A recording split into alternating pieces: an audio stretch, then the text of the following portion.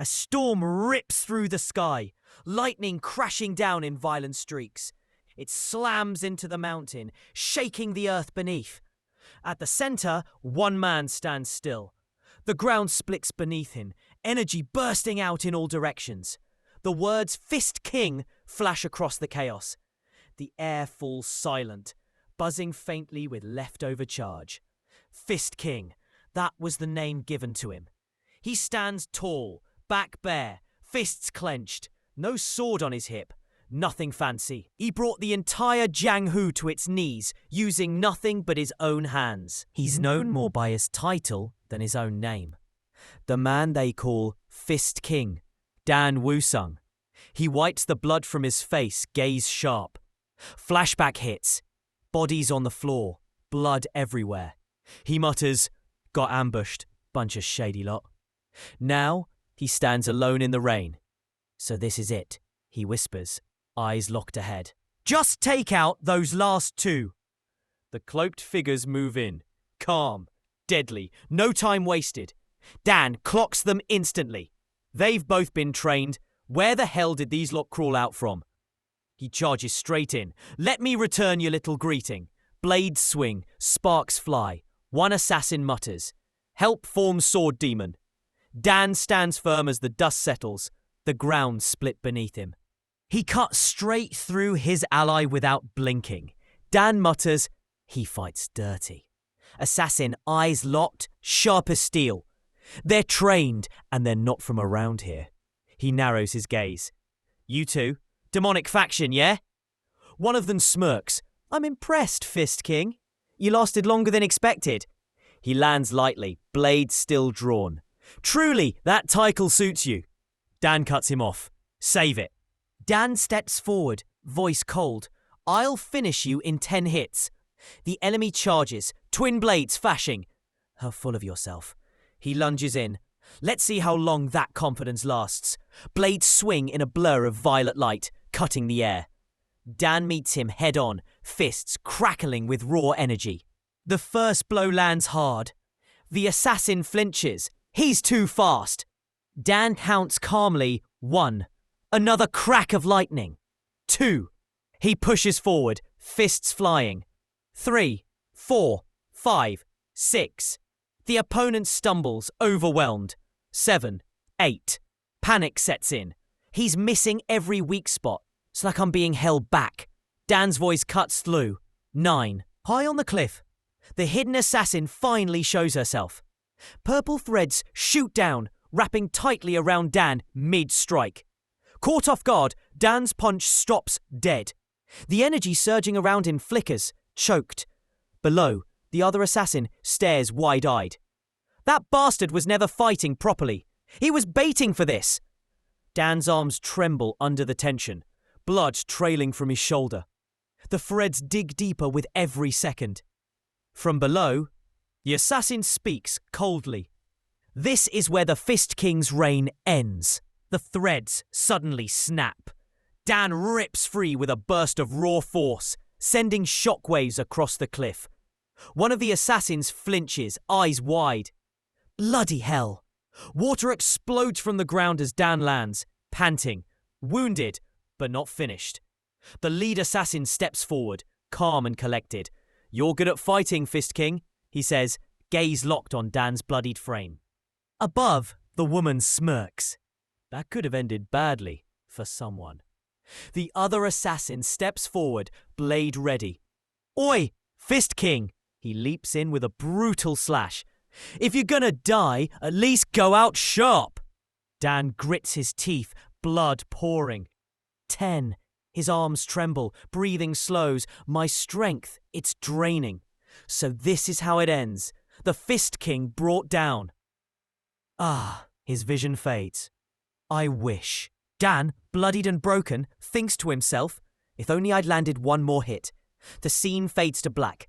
The Fist King, Dan Wusung, has fallen, struck down by the hands of the demonic faction. A burst of blue energy flashes across the mountain. A crow flies off into the sky, carrying the silence. Elsewhere, Jura Noman Swordhouse. A calm morning. Inside, a young girl stretches by the window. Oh, what a shock. Suddenly, her eyes twitch. Huh? A voice calls out faintly.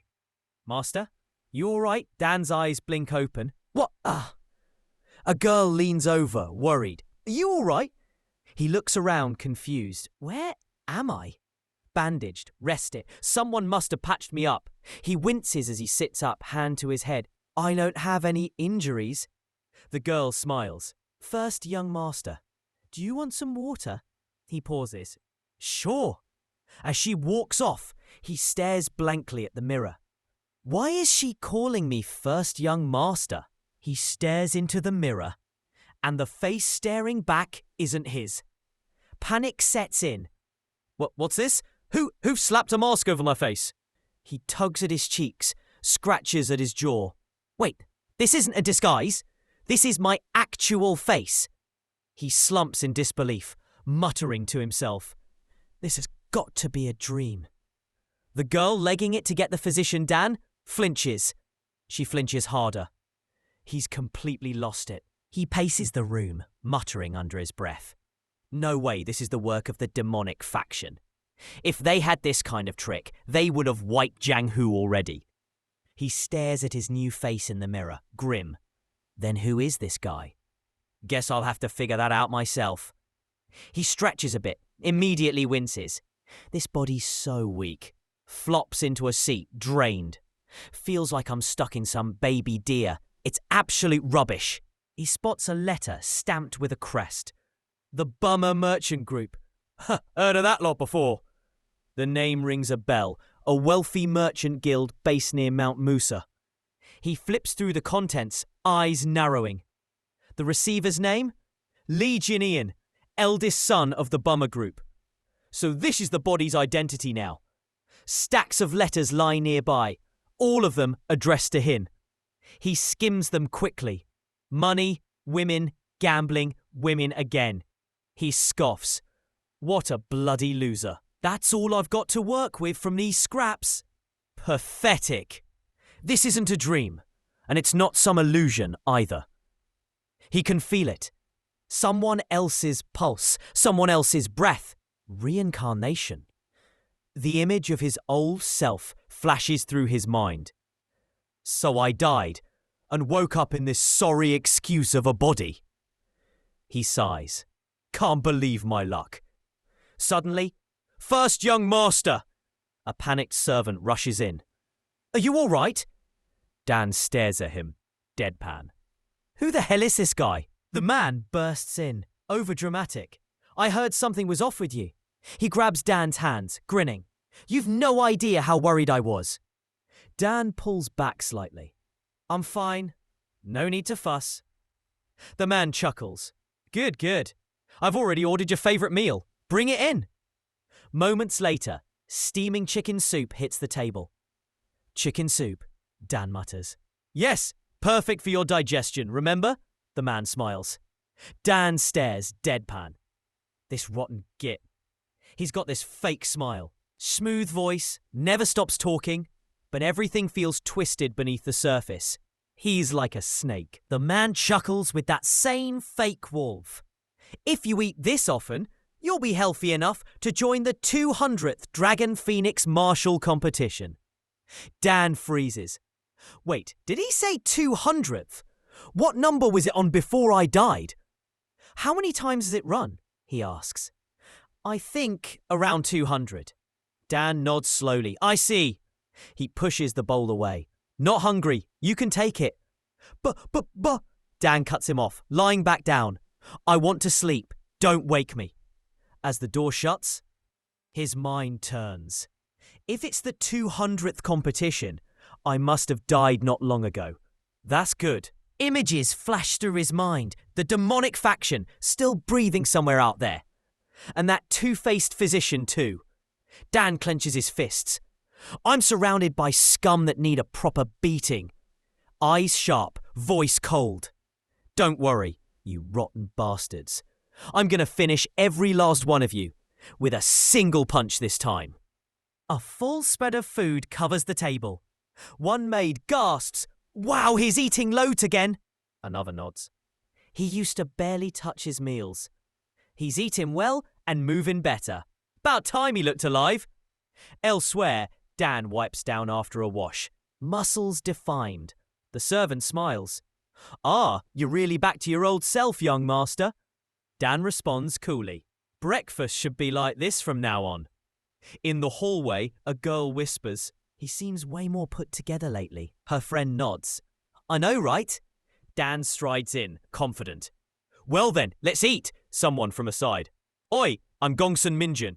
Mid-bite, Dan pauses, mouth full. Sir? He glances toward the voice. Come in. The servant steps in quietly with a tray, muttering under his breath. He's so rude. Dan hears it. His glare sharpens. Sir! The servant yelps, panicking.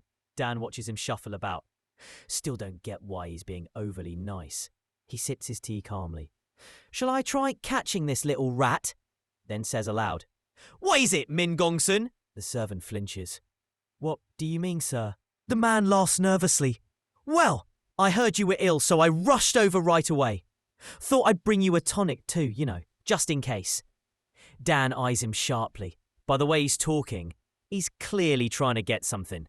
The snake continues. All the best medicines need proper effort, Dan scoffs. Effort? You mean trying to butter me up with dragon phoenix soup? The man freezes, caught. Dan leans in. Thought it was poison, to be honest. What? No, you've misunderstood. He forces a shaky smile. I'm Gongsun Warin, your personal physician, sir. Gongsun turns to leave, feigning offence. Well then, if I'm not welcome, I'll take my leave. Dan speaks up, cold and calm. Physician Gongsun, yes? You showed up uninvited, and now you want to leave on your own terms? Dan glares. Are you the master here, or me? A man freezes. I was joking, of course. Dan doesn't even blink. I need to send a letter. Bring the writing tools from the desk. Yes, I'll do that. Dan sits back. I'll dictate. You write. Gongsun forces a smile. Yes, please begin. Dan begins dictating coldly. Due to Sir Li Jinian's severe illness, he must refrain from all duties for a while. Gongsun's hand freezes. He's cutting ties with the outside. Just like that. Dan continues, tone sharper. Until this lad recovers, stop pestering him for anything. One of the attendants scowls. What's this nutter playing at? Before he can speak, Dan moves. In a blink, the tray shatters mid-air, tea splashing everywhere. Everyone freezes. Dan stares the old man down. Oi, old man. I'm not the same Li Jinian you used to mock. The old man stiffens. Sir, what do you mean by that? Dan lowers his cup slowly. Let's talk about that tonic, shall we? He stares coldly at Gongsun. To a healthy person, sure, it might be a tonic. But for someone with my condition, it's poison. You, a physician, should know that. Gongsun stutters. Wait, you seriously think I'd poison you? I didn't. I was so shocked. Dan cuts in, calm but lethal. I don't care if it's poison or not. You couldn't even be bothered to hide the intent to kill me. The old man stiffens. Face pale. Dan leans back, arms folded. You're clearly not doing this alone. Go on then. Jot down the name of the muppet who handed you that letter. I'm not asking, I'm telling. The old geezer's voice trembles, clinging to scraps of dignity. Why are you doing this, sir? Why humiliate your own servant? Old geezer exhales. Funny, even sewer rats like you think they've got pride now. The man's lips curl, wicked and knowing. So you're finally done playing the saint, are you? Dan's eyes darken. You clowns had your laugh at my expense once, not again. The physician's smile turns rotten. No more masks then. Suits us just fine. He leans in, whispering with venom. Truth is, we all wanted you 6 feet under. Dan smacks, Gan slams him, eyes sharp. Don't get distracted while I'm talking. He takes another bite, still composed. To be in this much pain, this body really is pathetic. He glances at his hand. I need to get my strength back, fast. Once I do, He looks down coldly. Even if the mastermind is the entire Yuna merchant group, I'll tear them apart. His thoughts shift. I'll have to dig into Gongsun-myeong once I'm back there. But mid-thought, a sharp pain stabs through his head. A sudden headache! Whoa! He grips his temple, vision flickering. "Sir!" the servant yells, startled. Dan's eyes widen. The headache deepens, and Dan's vision distorts. Gongsun-myeong. No! Are these Li Jinian's memories? Flashes flood his mind. Pieces of a forgotten life snapping into place. Ah, so that's what this is. Li Jinian, the first son of the wealthy Unha merchant group.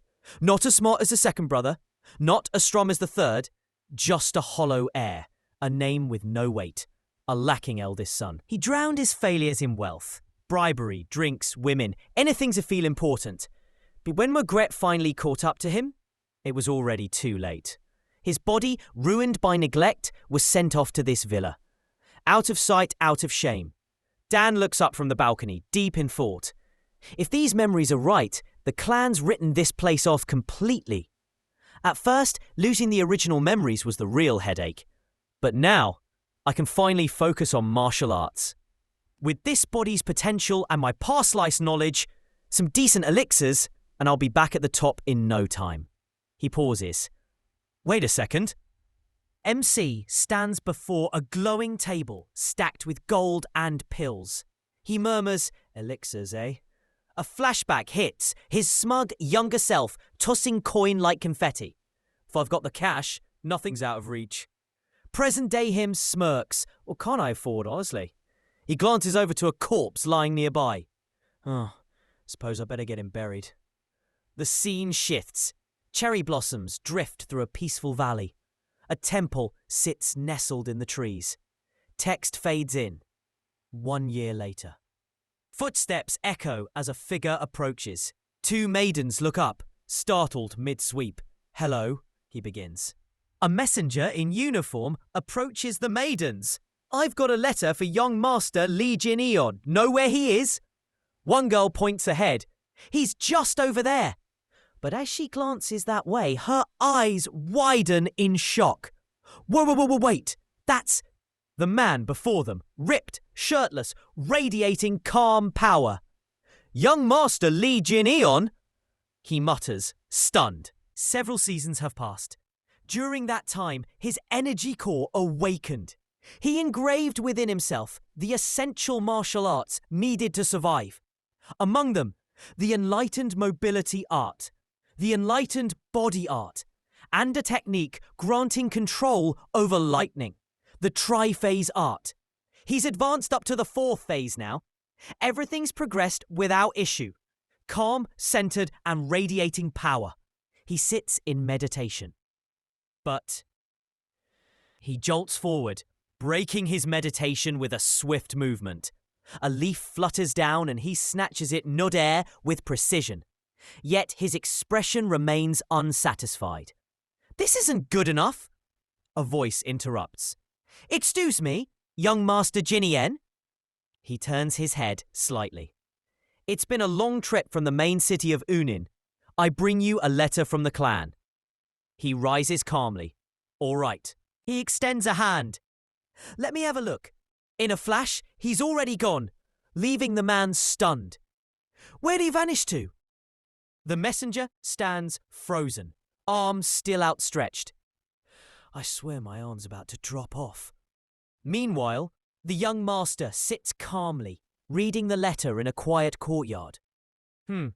Father has collapsed and is bedridden. He frowns. Doesn't mention how he ended up ill, though. He pauses, expression grim. Most likely the work of the Ouyang clan. The man beside him mutters. He explains further. The clan's been relentless with their loans, forcing many into ruin through mounting interest and underhanded threats. Those without wealth have been pushed past their limits. The young master reflects quietly. Nothing but vultures, all of them. A merchant grumbles, red-faced with rage. Even when we begged the main clan to intervene, they did absolutely nothing. He clenches his fist. The Ouyang lot are nothing but parasites. robbing us blind while the higher-ups turn a blind eye. Oh Yang, eh? The young master repeats, eyes narrowing. Shadowy bloke musses. I've heard of him, big name in Jianghu. Even rates him high. Strong enough for someone like me to take notice. Meanwhile, Jineon clocks the attitude. Ah, so he thinks merchant lads are beneath him, yeah? Then he grins. So if I just handle the Ouyang clan, that's problem solved. The side guy flinches. Handle them? Bruv, wait! Turns out Pops didn't just faint from bad tea. Nah, man saw his second and third sons go full WWE in front of him. Swords out and everything. Heart couldn't take the drama. Old man's spirit. You little rascals. Jineon processes the mess. All the times they could have picked a scrap, and they chose that. As the smoke settles, he stiffens. No more sidelines. Nah, I'm stepping in. Bloke stutters, panicking. But please! Jineon just breezes past like royalty. You can keep the letter. Tension, gone. Wind, dramatic. Then the real line drops. I'll go myself. Some lad hits the floor, eyes wide. He's completely changed. Others start losing it. Bro's turned into a proper martial arts monster. His body was glowing, I swear. Jineon's back, and everyone suddenly remembers how to panic. One lad nearly chokes on air. Pfft, bah! The infamous Jineon, a martial artist.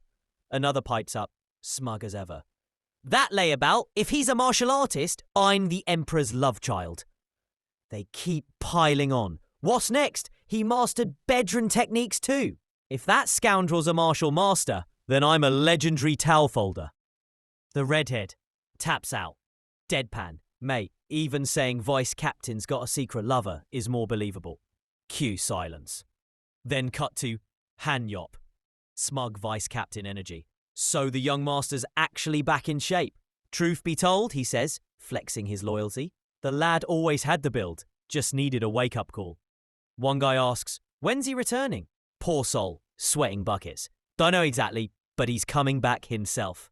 And that sends a chill down the whole room. Young Master Jineon has arrived. That shout hits like a thunderclap. One guy's already halfway to fainting, which is now, I guess, scream o'clock. Han Yep's face switches to business mode. Let's go, we've got a master to meet. He throws in the reminder. Also, maybe try not to look like peasants. Wash up, sort your faces. Meanwhile, Jineon walks through the gates like a final boss entering cutscene territory. Palace grand, robes flowing, hair majestic. He pauses, eyes scanning everything. This is insane. Then the smirk hits. All this chaos just 'cause I decided to come home. Don't worry, lads. Won't be boring for long. Jineon nods to the maids. I'll check on father. You two go rest. They bow. Understood, young master. He strolls through the courtyard smooth as silk, then pauses. By the way, why's there not a single soul greeting me? Just as the thought lands, clink, draw, sort out, formation tight. Then a voice breaks the tension. Welcome back, young Master Jineon. It's a full-on ceremonial guard line. At the centre, Han Yelp, vice captain of the guard, looking like he rehearsed this. You're almost unrecognisable, he says, smiling. Glad to see you healthy again. One of the men whispers with a wince. Vice captain, have you no pride? Voices in the crowd whisper. He always looked down on you. You're going to get mocked again. But Jineon, calm, steps forward, raises his hand. Plap! With this much noise, you think I conquered a city. He smirks. Thanks, everyone. The crowd freezes. He greeted us. That useless lump actually spoke first? Storm clouds of disbelief gather overhead. One of them stunned. I told you he changed. The redhead nods, eyes narrowed. He really has. It's like I'm living in someone else's house now. Han Yup watches the young master walk ahead, sunlight casting a glow like divine approval. And, he smiles faintly, he doesn't feel like an enemy anymore, but an ally. Moments later, they arrive at the door. I've already let your father know you're visiting, Han Yup says with a slight bow. Thanks. But peace doesn't last. A mocking voice cuts in. Well, well. Red hair steps forward, smirking like trouble. Would you look at this? Ah, yes. The local pest has logged on. Redhead strolls in loud. Well, well, if it isn't the pervy Jineon. That's Lee Jargun, second son, professional wind-up merchant. He circles smugly. Didn't expect you to still have the nerve to show up. What's this? Silent treatment now? Can't even clap back? Jineon just stares, silent and unimpressed. Hanyep watches cautiously. This geezer still breathing loud like he owns the place. Redhead keeps jabbing, voice oozing sarcasm. What now, you think flexing? Your robes makes you worthy of proper conversation? He steps up, grab. All, who do you think you are, waltzing back in like you're royalty? Jineon? Still stone cold. Not even blinking.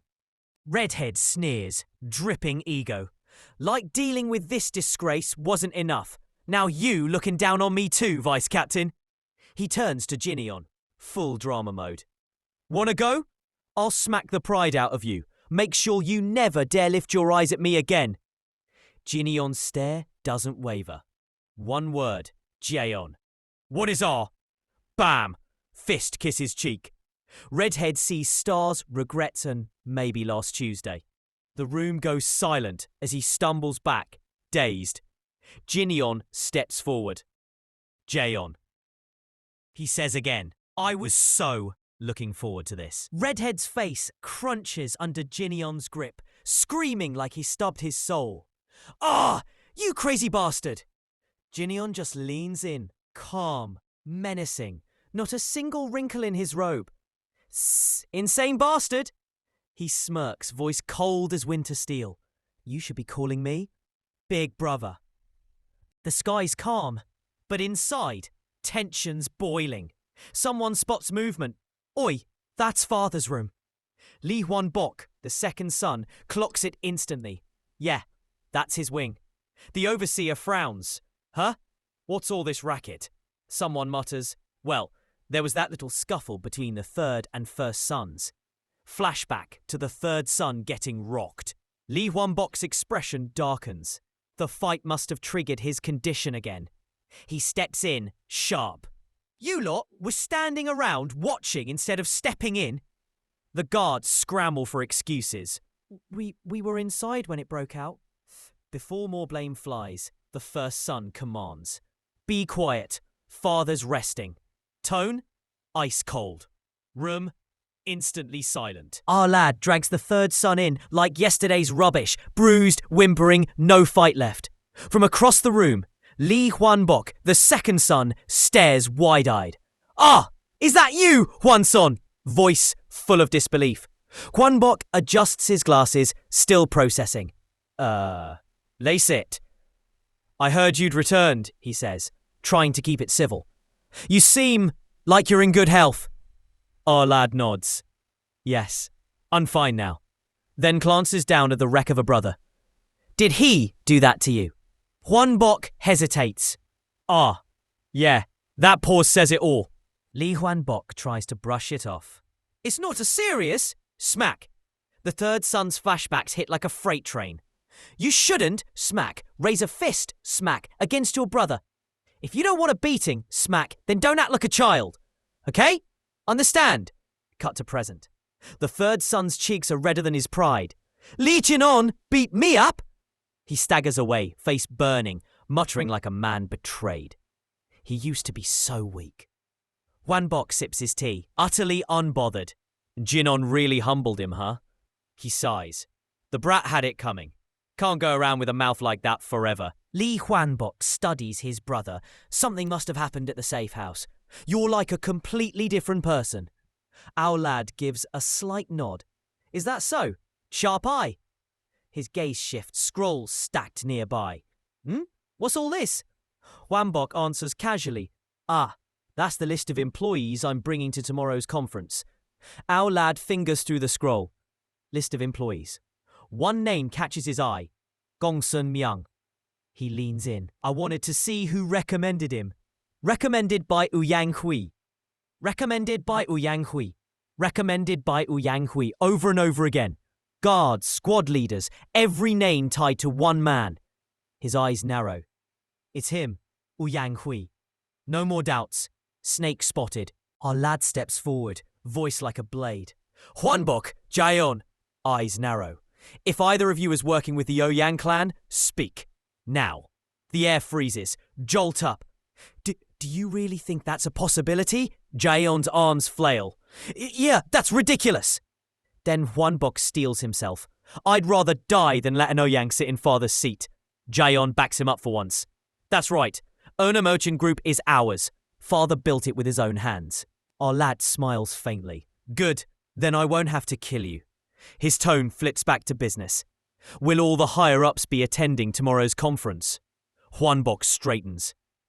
Yes. A pause. Calm. I see. Something's coming. And someone's not walking out. Our lad straightens his robe, gaze firm. In that case, I'll attend the conference too. His brothers panic immediately. Huh? Where are you going? He doesn't even glance back. To see father, footsteps echo. Huanbok mutters, what happened at that safe house? Meanwhile, Jaeon's having a meltdown. I should have picked the Jujilla Mountain. Me! Both start screaming in unison. Existential crisis unlocked. Cut to the Merchant Group Leader's quarters. Merchant Group Leader, the eldest son is here. Let him in. The door opens slowly. Their father, Lee Song-min, lies in bed, eyes sharp despite his weakened frame. You're here. Lee Song-min's voice breaks the silence. What's all this noise outside? Our lad replies coolly, nothing. He approaches the bed slowly. I kept thinking back on your words, father, but now I'm not sure they mean anything anymore. The old man studies him carefully. You've changed. For the better. He squints, almost unsure. Even your face looks different. Are you really Jin Eon? Jin Eon bows slightly, gaze steady. Yes. Song-min smiles faintly. I'm glad to see you doing well. Our lad closes his eyes. Strange, he thinks. Cut to his past self, a boy alone. No parents, no guidance. I grew up without a father, so I don't know what having one is supposed to feel like. In Lee Jin Eon's memories, his father. Images flash, a warm gaze, a strong hand, towering presence. Was someone great, someone big. Jin Eon reaches out, fingers gently wrapping around his father's frail hand, and that's when it hits him. When did he get this small? Time, it seems, shrinks even giants. Our lad leans in gently, voice calm yet chilling. Father, don't worry. He grips his hand with quiet resolve. We just need to eliminate the cause of your stress. The old man blinks. Eliminate? Jin Eon smiles faintly. I'll handle that, so don't worry. Song-min stares at him, suddenly unsure if he should be comforted or concerned. Jin-en flashes a sharp grin. It's nothing, don't worry. But that smirk? Yeah, his old man clocks it instantly. Why is he smiling like that? Next morning, Una Merchant Group conference. The hall's packed. Suits at the front. Guards in red lining the walls. Striding in, smug as ever, Ouyang Hui, the man behind all the shady recommendations. The room starts to murmur. Oi, isn't that the eldest son? What's he doing here? Jin-en walks in like he owns the place. Because, frankly, he just might. Ouyang Hui watches Jin Eon stroll in and scoffs to his mate. He's probably rattled, worried he'll lose his spot. At the table, one elder speaks up, polite and firm. So, does anyone else have a recommendation? Silence. Until Ouyang Hui slaps the table. I do. I heard the first young master came back. I've got someone to put forward. The room starts buzzing. Didn't he already stack the guard with his own people? Man doesn't know when to quit. Suddenly, crack. Man slams the table. Oops, my hand slipped. The tension's about to boil over. Ouyang He throws up his hands, laughing nervously. My bad. Silence follows. Anyone else got something to say? Any objections to the shake-up? The speaker scans the room. Nobody dares breathe. No one? All right then. The eldest son steps forward calmly. I've got a complaint. The room freezes again. He raises a hand, eyes sharp. I'd like to make a suggestion. Smash cut. He slams the desk. A motion to sack Vice Squad leader Ouyang He. Gasps echo across the hall. Ouyang's face fully bricked. The guards recoil in shock. What? Nay, your joke's a bit much. Two men nervously laugh it off. You lot clearly don't realise how vital the guard squad leader is to the group's safety. A smug chuckle echoes across the hall. You want to sack me? The man leans forward, voice dripping with arrogance. You've clearly forgotten what it's like to be active, rotting in bed all that time. But that ain't your call to make. Our lad, still calm, smirks. Is that right?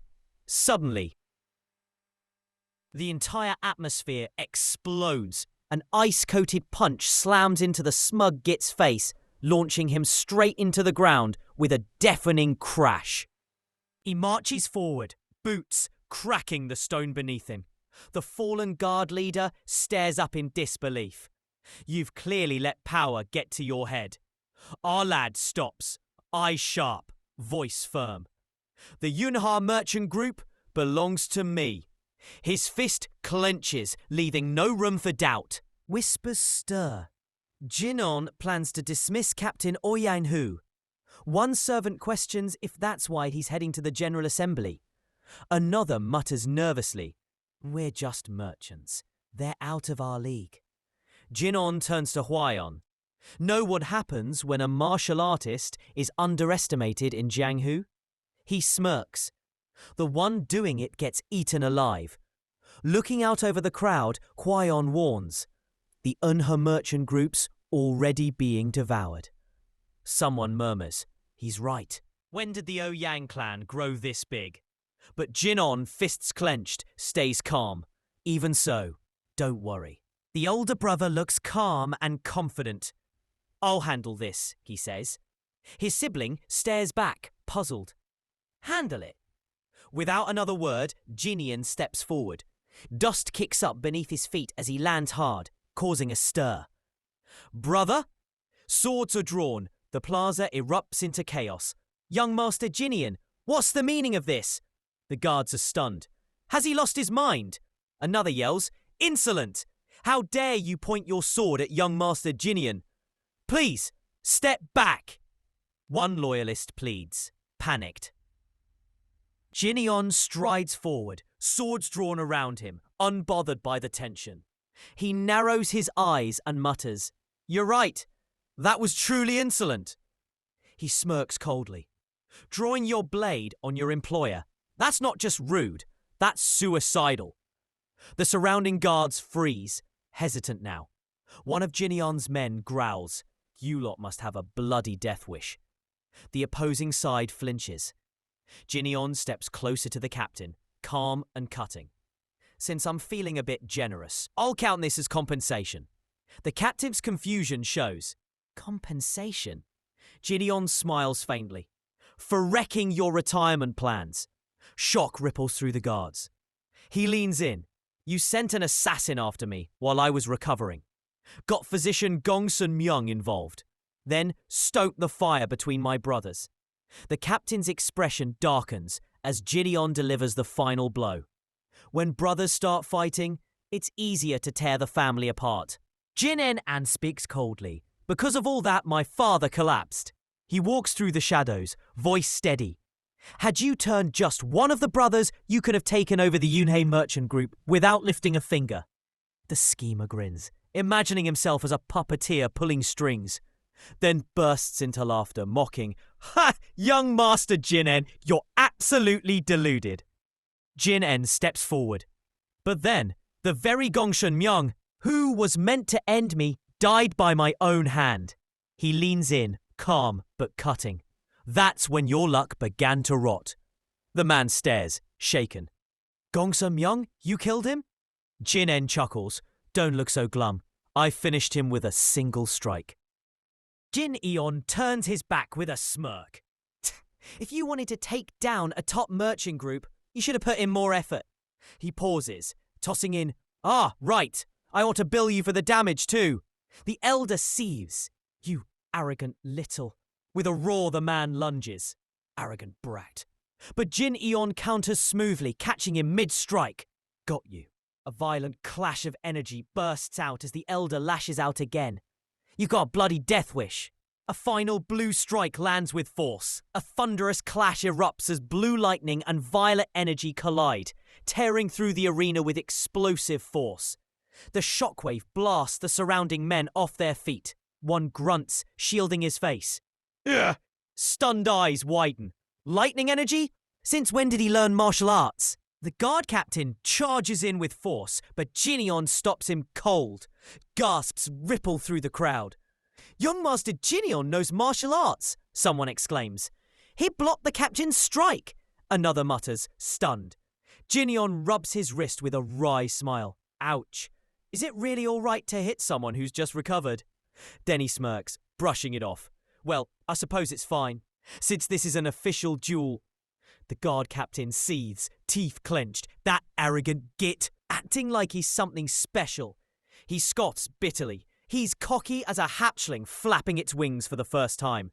Then, raising his voice for all to hear, he declares, "Guard squad and Ouyang clan witnesses. With young Master Jineon's consent, we'll proceed with an official duel." He glares, smug. "That formal enough for you?" Jineon responds, "No." Jineon calmly raises his fist. "A life or death duel," he declares, unwavering. He strolls forward with deliberate steps. Young master or not, if someone's wronged under a recognized sect, he stops a short distance away, locking eyes. And such a person has fallen so far, then he's no different from scum. But then, the guard captain charges in mid-sentence.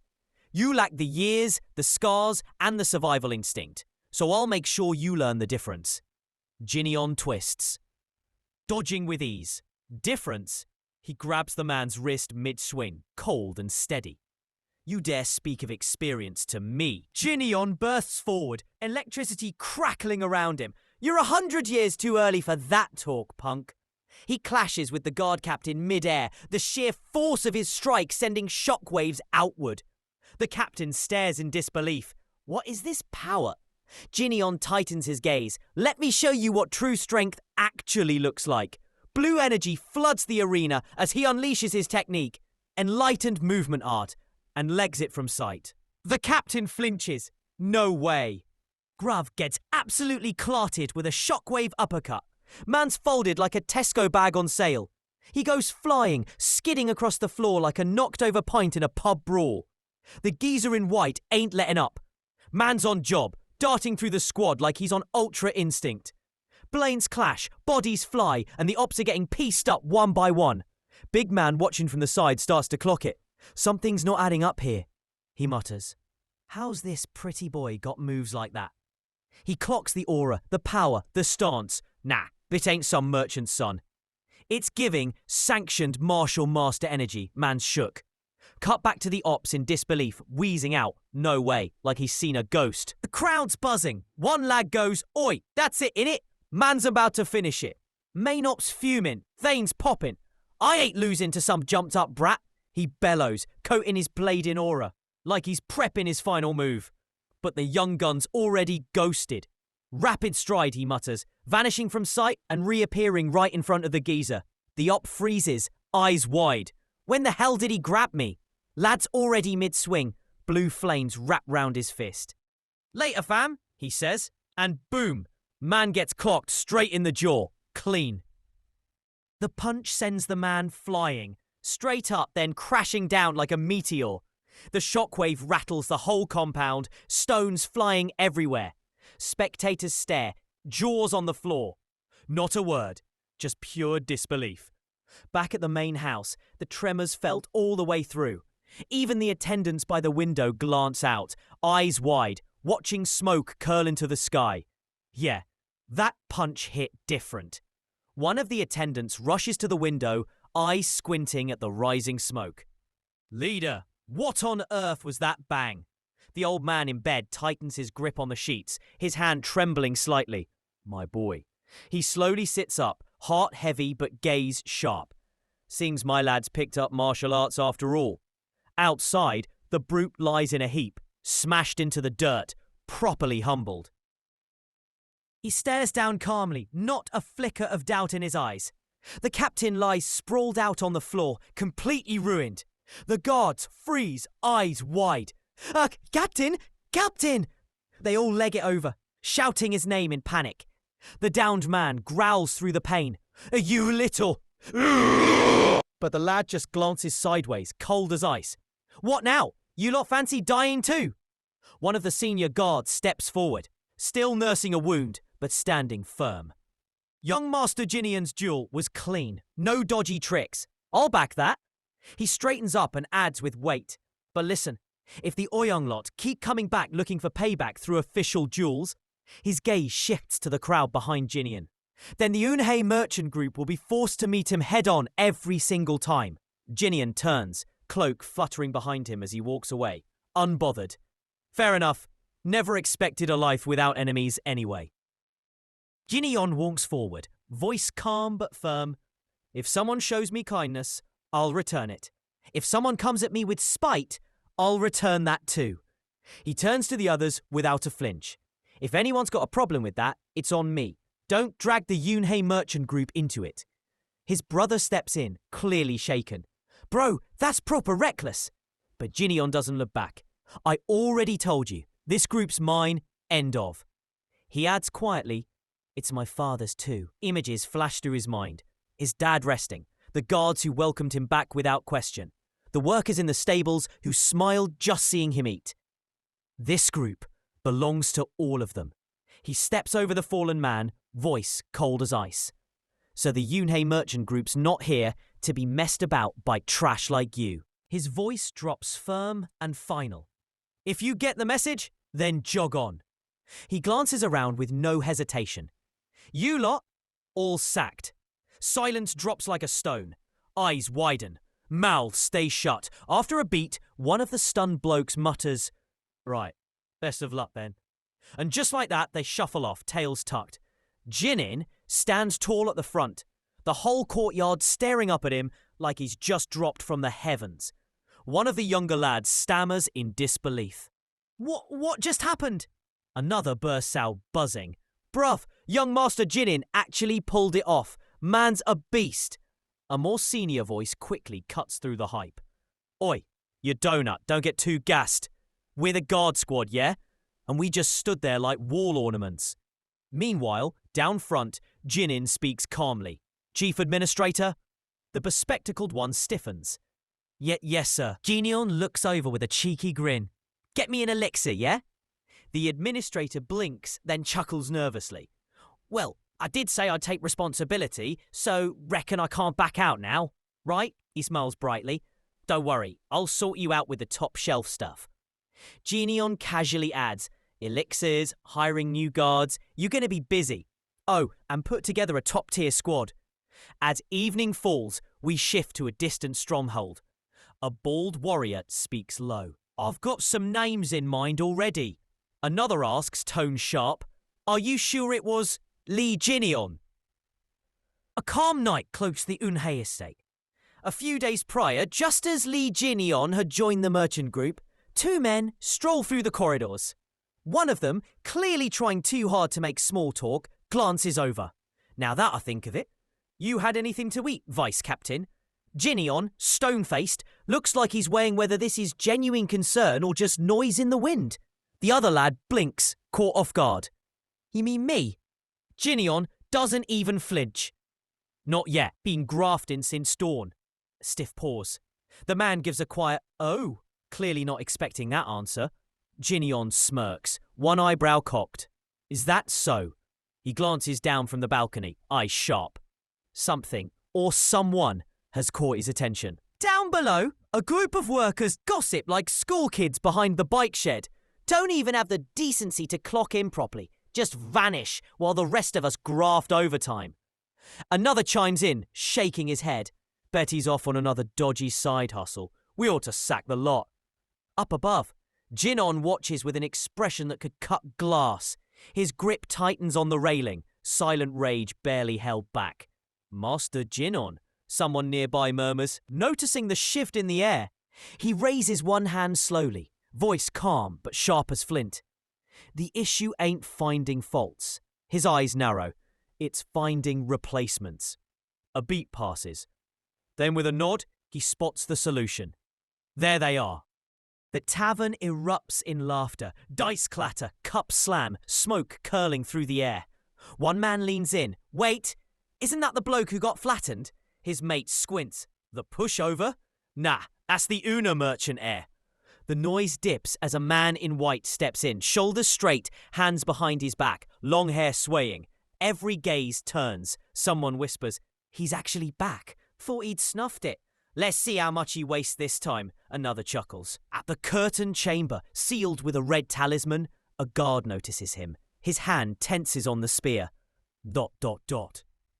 A bulky bloke chuckles, stepping forward with a fake grin. "Oh wow, it's been a minute, young master."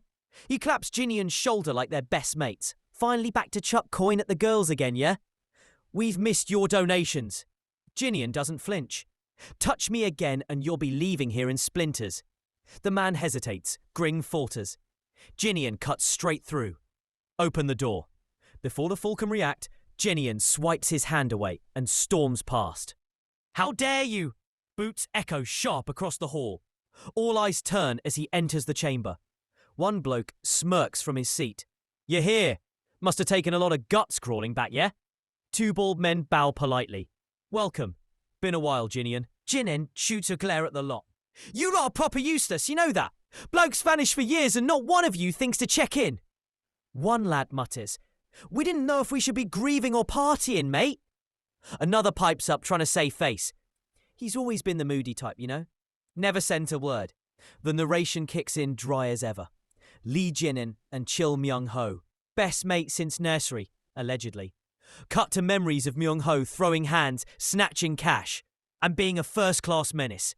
So-called friendship looked more like unpaid labour and weekly beatings. Back in the present, Myung-ho leans in.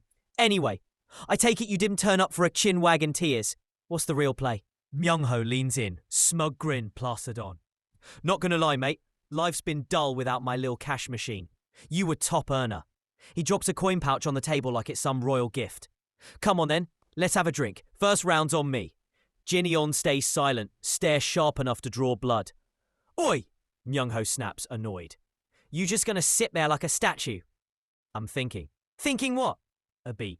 No blink, whether I should kill you or not. Jinion clocks the twins, built like tanks, clearly not your average bruisers. Wasted talent under a clown like him. "Oi, you even listening?" Myung-ho barks. Jinion finally breathes, calm.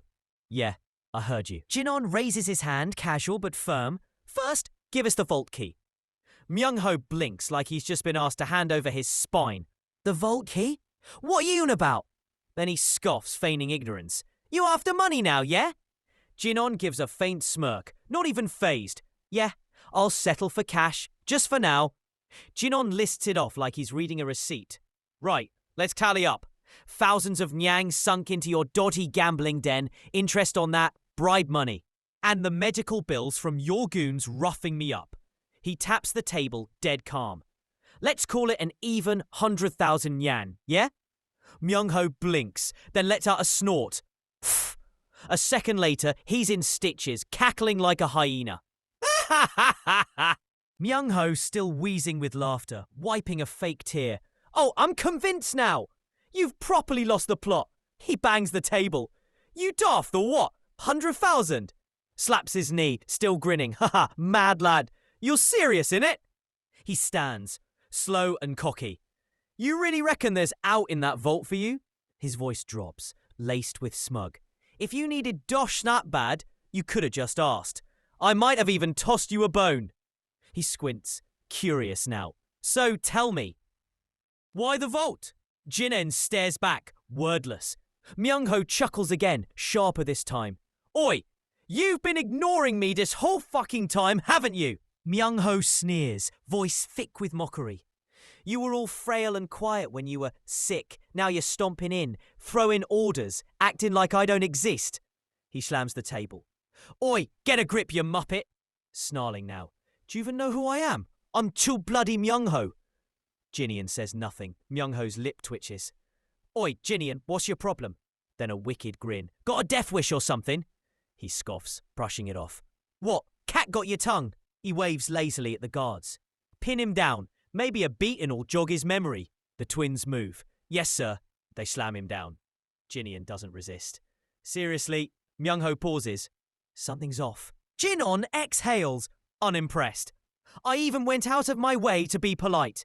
His tone flips, dead cold. But clearly, kindness was wasted. In a blink, he launches one twin clean off his feet, slammed into the floor with a crunch. The room erupts, gasps, chairs scrape. The second twin lunges, fist flying. Jinon twists round, catching his arm mid-swing. Eye sharp, movement crisp. The tables turn. Jinon doesn't hold back. With one swift movement, he flips the second twin clean over his shoulder, slamming him spine first into the floorboards with a deafening crash. A flash of blue. Energy bursts from Jinon's strike as it lands square in the man's gut.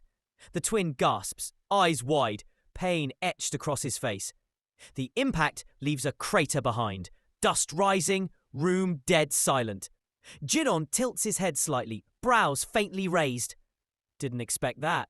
The twin, bruised but not broken, pushes himself up with a groan. Jinon watches, quietly impressed. They're still standing. Jinon observes them steadily as they rise again. Both of them took those hits and bounced back. He nods, slightly amused. Not your run-of-the-mill heavies. They're legit. The twins lunge forward in sync, quick, brutal. Jinon ducks low and slips past them effortlessly. Right then. Before they can turn, he's already gone. Where'd he vanish to? Jinon reappears in a flash, slamming both twins to the floor with precise strikes. He exhales calmly. As expected, you two are far too useful. He drives their heads together with a dull thud. To be left rotting under that leech. He stands over them, calm but firm. Stay down, lads. I won't repeat myself. Jinian steps forward, dusting himself off casually. All that's left now is... Myung-ho stares, frozen. Bloody hell. Jinian grins, voice smooth like a blade. Well then, looks like it's just you now, my dear mate. The young man stands amidst fallen opponents, calm and composed as the crowd looks on in silence. All that remains now is, he murmurs. A lone man watches nervously from a distance, his breath catching. Bloody hell, he mutters under his breath. He steps forward hesitantly, trying to mask his fear. Looks like it's just me and you now. Myung-ho, isn't it? The young man responds with silence, simply folding his hands with quiet assurance. Myung-ho stumbles slightly, forcing a nervous smile. Hey, if I'd known you were with the Martial Alliance, I've treated you with proper respect. The young man exhales slowly, his expression unchanged. Myung-ho, the young man says softly, stepping forward. You're usually quick to act. What's with the delay this time? He moves steadily, closing the distance. Myung-ho shifts back nervously, raising his hand. Oi, stay right there. Let's talk this out, yeah? He hesitates, sweat trickling down his face. Damn it, get a grip, he mutters. Clenching his teeth, he steadies himself. No need to panic. Jingen's no weakling. A red-haired man suddenly charges in with a fierce grin. First one to land a hit wins, you git, he shouts, launching an aggressive strike. Myung-ho flinches, eyes wide. Huh?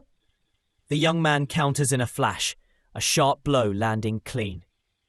The red-haired attacker lunges forward with full force, aiming a fierce punch. In a flash, the young man sidesteps and lands a precise counter. His movements are sharp, electric energy sparking around him. The redhead's eyes widen in shock as the blow lands squarely. The counter always wins, mate, the young man mutters, calm and cold. Idiot. He surges forward, lightning crackling across his arms as he strikes again, this time with full power. From inside the building, someone gasps in horror. Ah! At this rate, Someone's getting clapped before dessert. Myung-ho grits his teeth, groaning in pain as he lies on the floor, barely able to move.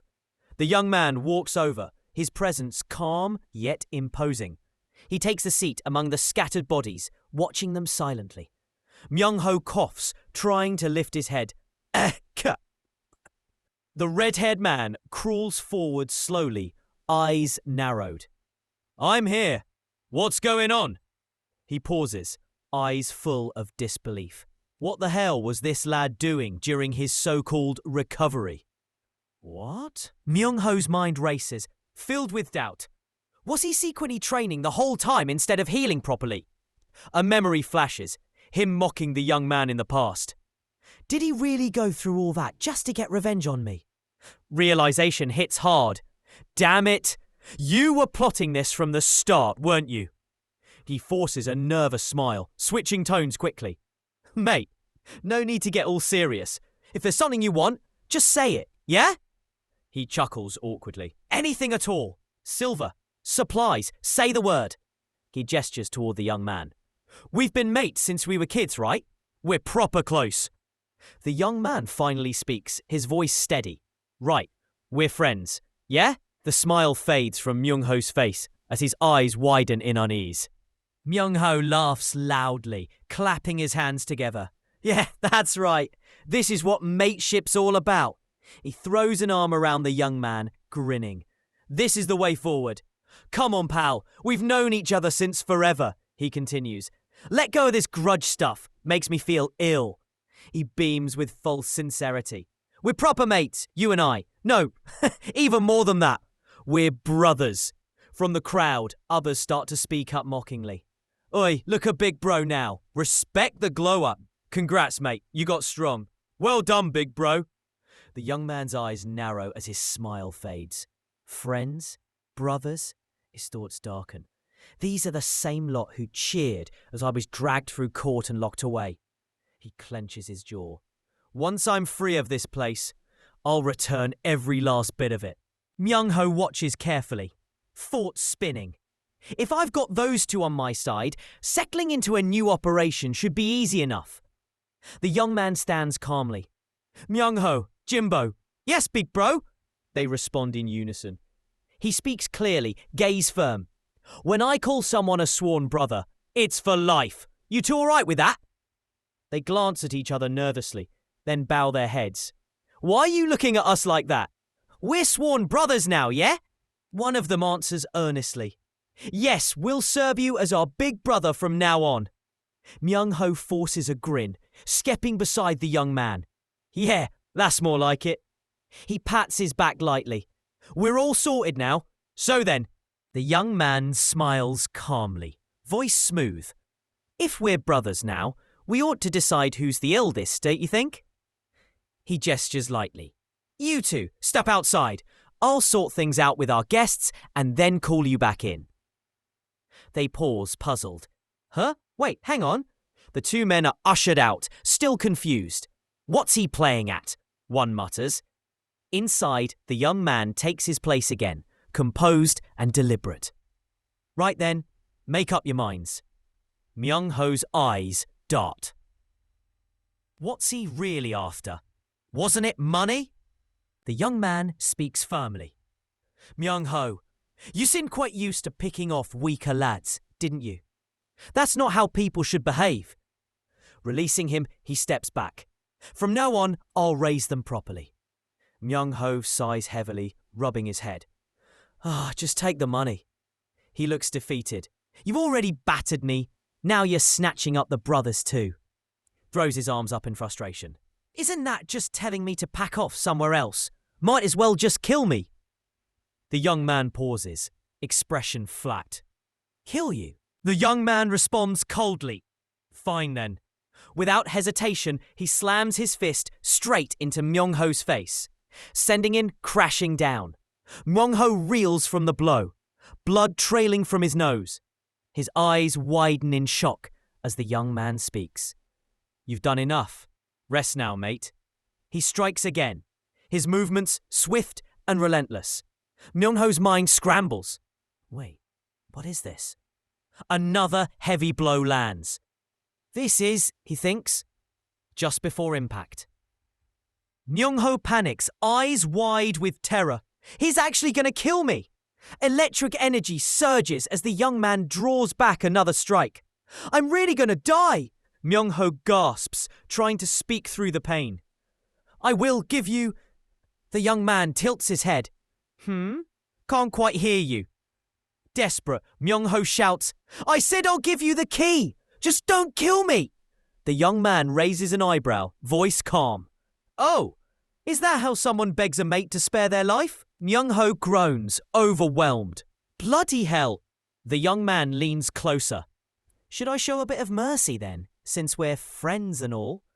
Myung-ho flinches in confusion and dread. What? Myung-ho crashes to the ground from a heavy strike, his body slamming hard against the floor. One of the lads outside rushes in, startled. Big bro! Big bro Myung-ho! The young man, calm as ever, gently clasps his hands together. How dare he laugh? That one's completely lost it. Myung-ho lies on the floor, bloodied but conscious, forcing a bitter smile. One of his followers stares, confused. Did you actually lose? Another repeats softly. Did you really lose? He breathes out heavily. Yeah, I lost. He nods toward the young man. From now on, Jinon is your big bro. Make sure you treat him right. Myung-ho lies on the floor, clutching his face, overwhelmed. Bloody hell, I'm so humiliated I could cry. He forces a grin, trying to mask the shame. Still, might be better than being properly crippled, yeah? One of his men speaks up quietly. He's even scarier than the head of the southern branch. The other nods. But we've been with Myung-ho for ages. There's still a bond there. The young man responds gently. I understand. Thanks for everything. Myung-ho glares at them from a distance, trembling in silence. Ungrateful bald gits. He stumbles away, muttering to himself. The old ones were right. Never trust someone with black hair. From the shadows, a whisper follows him. Oi! Isn't that the dead man walking? Myung-ho! In the shadows, voices whisper. You're right. That's definitely Myung-ho. Another asks, where are those twin brothers who always tagged along? If they're not with him, then maybe someone actually took him down. They close in quietly. Now that the twins are out the picture, Myung-ho lets out a long sigh, his expression dark. He glares at the approaching men. Unbelievable. Rats crawling out from the cracks. Standing firm, he raises his voice. I'm the poisonous fox. You little pricks. He draws his blade, shouting, Stop yapping and swing if you've got the guts. One of the thugs snarls. Even on the verge of death, this fool's still acting hard. Kill him! Someone shouts as a group charges straight for Myung-ho, weapons raised. He braces himself, blood running down his face. Damn it, they're seriously here to finish me off. He clenches his jaw. You should have just let me go, Jinon, you smug bastard. The attackers strike in unison, a flurry of blows exploding around him. Myung-ho sneers through the pain. These lot couldn't even meet his eye before, but now they're all jumping in. Suddenly, Jinon steps forward. Expression cold. If you lot want to kill him, try it when he's not already half dead. He looks around with contempt. Absolute disgrace, the lot of you. Jinon stands his ground, arms crossed, saying nothing. Myung-ho grits his teeth, holding his side. Tch, bloody hell. He limps away, muttering, acting like he's some bloody hero now. He disappears into the corridor, leaving only silence behind. Outside, morning light spills through the courtyard. Two men approach Jinon quietly. Big bro Jinon! He turns to them. What is it? One bows slightly. Thank you for stepping in to help Myung-ho.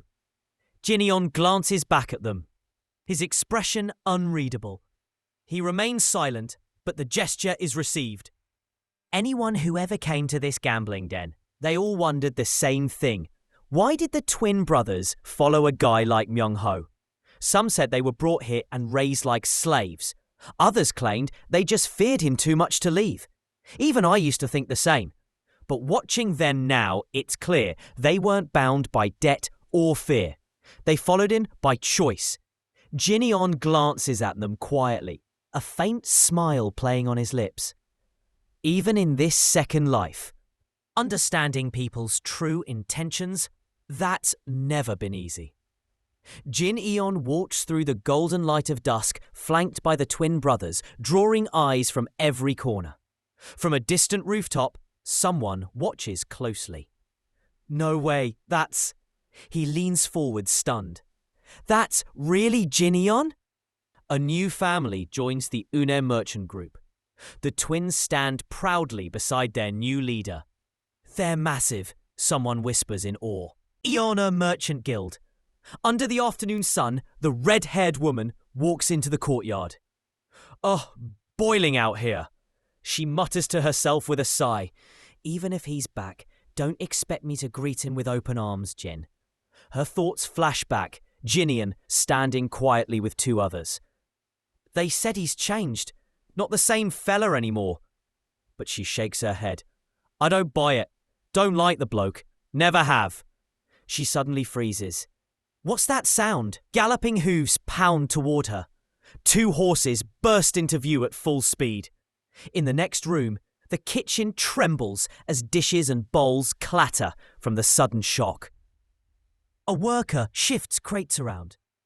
Shall we move this one first? Looks like proper high-priority stock. Another checks the manifest. Second son, why is there so much extra stuff all of a sudden? Redhead hears that, whips round sharp. What? Even the pantry's bursting now. What on earth have you been up to? The second son chuckles nervously. I may have placed the order. Suddenly, a firm voice echoes. Father? Their father walks in with guards, surveying the area. Steady now. Jinian, oughtn't you be assisting your merchant friend? Jinian stays composed. All's well, I'm just giving it a once-over. The second son tries to play it off. Come now, father. When are you going to stop fussing over all this? The red-haired woman scowls. So Jinin only asked for stock, and father approved all this. She pauses, hopeful. There's some for me too, right? Her father shuts that down immediately. They're all for your brother. She stares in disbelief. For big brother? All this? Father doesn't flinch.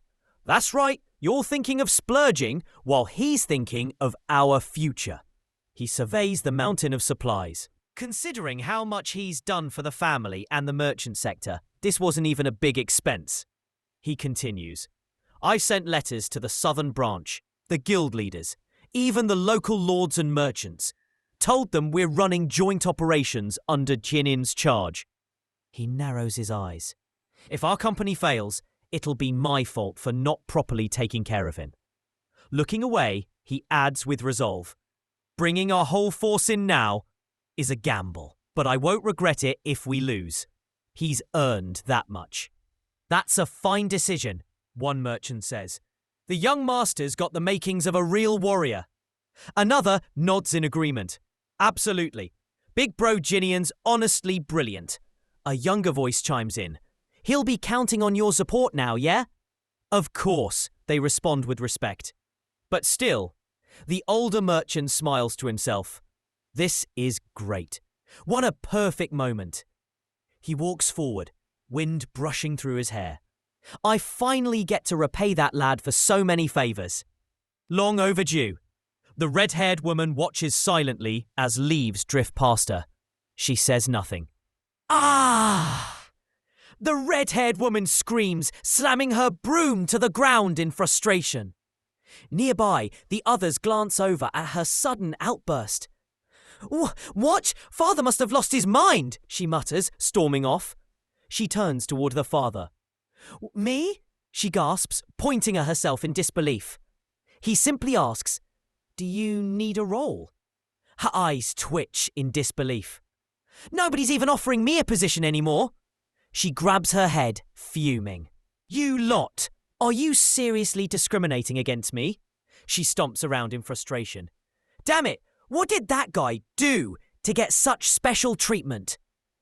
The red-haired woman grits her teeth, still fuming. What's he even done to deserve all that? Suddenly, a sharp noise rings out. Kirk, kirk, kirk, followed by a chilling energy in the air. She turns just in time to see a masked figure cloaked in lightning charging straight at her.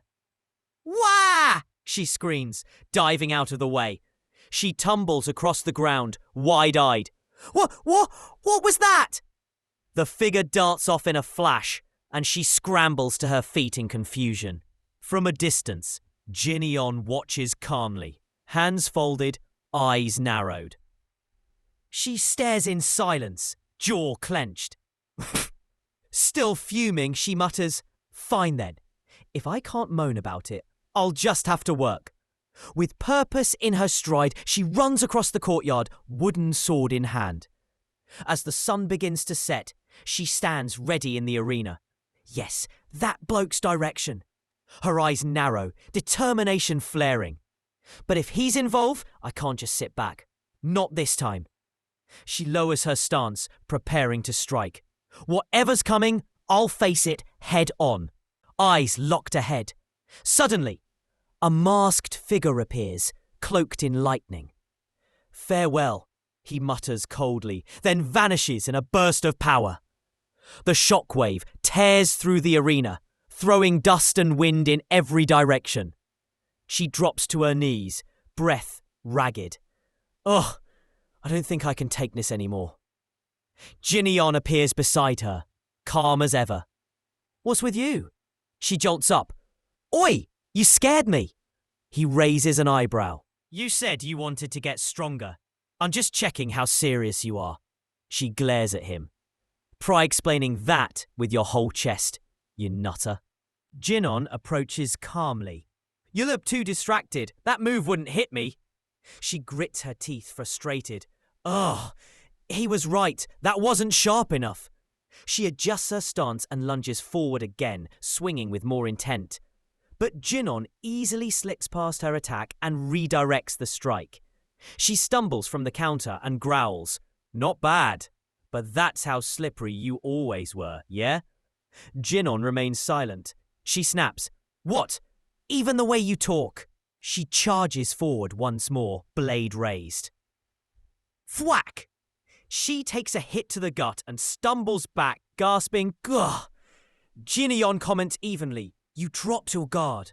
She bites her lip. "Right, got to close the distance." She charges in again, blade tight in hand. Jin-yeon shifts with ease, parrying clean. "You rushed in and didn't follow through. What's wrong with that form?" She raises a hand mid-swing. "Wait, mate, brother, can't we just talk?" He stays silent, stepping forward without pause. "We're not even close yet." "Ah!" She shouts and bolts in retreat, chased across the training ground. She stops in her tracks, eyes darting. She looks around.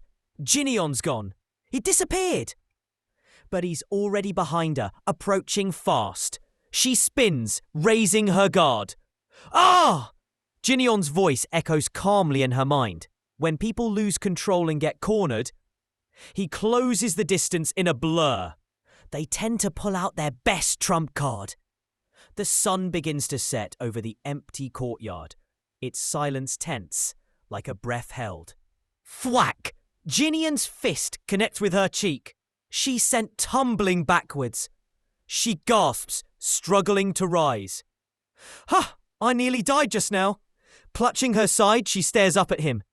His strength, it's heavier than blunt iron. Her mind races. He's not just faster, he's precise. No wasted motion, no openings. He had to have trained for years to get this kind of control. She looks at her own trembling hands. This can't be. She stares at his back. The flow of his chi. Her eyes widen. Shouldn't be possible in a body like his. My current body. The elder brother announces the end of training, and the group begins to disperse. The redhead sees, pulling at his hair. Gan, that bloody bloke again. He watches the dark silhouette walk away, gritting his teeth. It's always that brother. Elsewhere, two men whisper in hushed tones under the dim light. One warns, You shouldn't say things like that aloud. The other persists. You think it's all just rumour, don't you? That lad didn't move like an ordinary martial artist. He leans in, voice firm. I saw it with my own eyes. He recalls quietly. I was tailing him, and the way he vanished between shadows, leaping roofs. His words trail off as we see a cloaked figure slipping away, unnoticed, under the setting sun. A disciple rushes over, concerned. Everything all right, leader? Word is one of the outer squads went silent. Another voice calls out from behind. Huh? That voice? The elder turns, startled. Isn't that Jinion? Elsewhere, two young men banter. Do what? One asks innocently. Try to look proper before you join him, the other replies with a grin. The names Ji Huang and Sama Chun are revealed. They chuckle together. Cut it out! That man hates to see me smile. Ji Huang adds with a smirk. As they head inside, one says fondly, to see our young master. From the shadows, someone watches them go. Still the same as ever, he mutters, stepping forward. The heavy doors swing open. Heads turn. Gasps echo down the corridor. A whisper breaks out. Is that really our young master? They gather around him, unsure at first, but hope begins to flicker in their eyes. One lad chokes up. He's finally back. Another adds, did he go through all that to return to us? One of the younger boys can barely speak. So he really came. A few warriors look overwhelmed. That's really him. The one who held us together during the chaos. Tears mix with disbelief. And then, a shriek cuts through it all. One of them breaks down. Overcome. He calmly instructs Myo-Yang, take the twins to the common dining hall. They've suffered. Make sure they eat properly. Myo-Yang bows. Yes, young master. The group is gently ushered down the corridor. Warmth returns to a place long forgotten. He turns to another pair. And you two, what are you standing about for? Come in. As they step through the doorway, hesitance lingers. A quiet plea echoes in their minds. Someone save us. The pain they carry still hasn't left. The self-proclaimed four heavenly kings of wine and women. Sima Guk, Muram Alliance hopeful.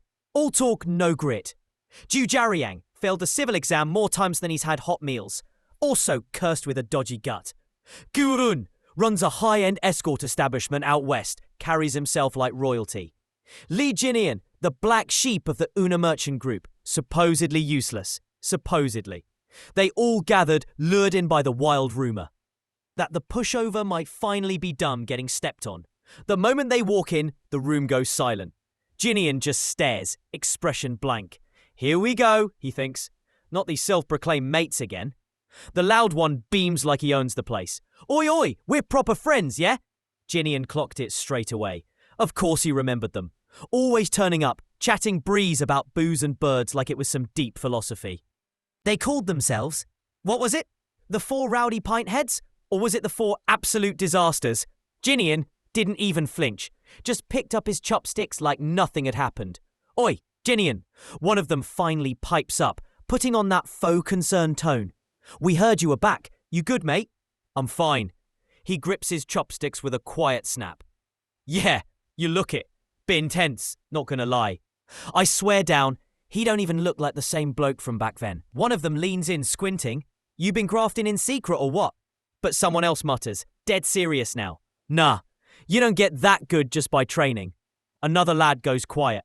Something about Jinian's aura has the whole table rattled. This ain't just some basic drills. Eyes widen. This is martial arts. We heard the word on the street. Said you banged out Ouyang Hu. Someone raises their cup, suspicious. Who even taught you martial arts? Don't tell me you just picked that up off YouTube. Jinian, calm as ever, murmurs, just got lucky. They chuckle. One of those mad Jiang Hu chance encounters, yeah? Fair play. Didn't even clock you at first. Another admits. You finally caught a break, eh? Jinian sets his cup down, gaze sharpening. Li Jinian, that man's long gone. The table falls quiet. Eh? So, what's the plan now then? One of them asks, try not to sound too nosy. Jinian sips calmly. Still got dues to clear, tied to the demonic cult no less. He sets the cup down with quiet finality. I'll help out with the merchant lot in the meantime. But beyond that, his eyes narrow, voice sharpening. I'm not fussed about anything except getting stronger. The table goes dead silent. Wait, so who even spread that whole demonic cult rumour? One asks, side-eyeing the bloke next to him. Oi, were me? Don't lump me in! The other defends himself, looking offended. Ginian says nothing, but the way he looks at them? Yeah, they know.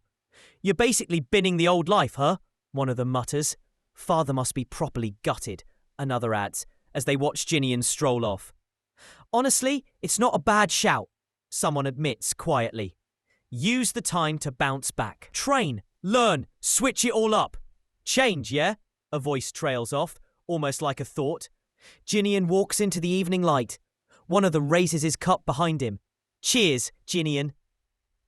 You've actually changed, mate, one of them says, bottle in hand, half impressed. Ginian stays quiet, eyes steady, not denying it. The others glance over. Yeah, that's worth raising a glass to.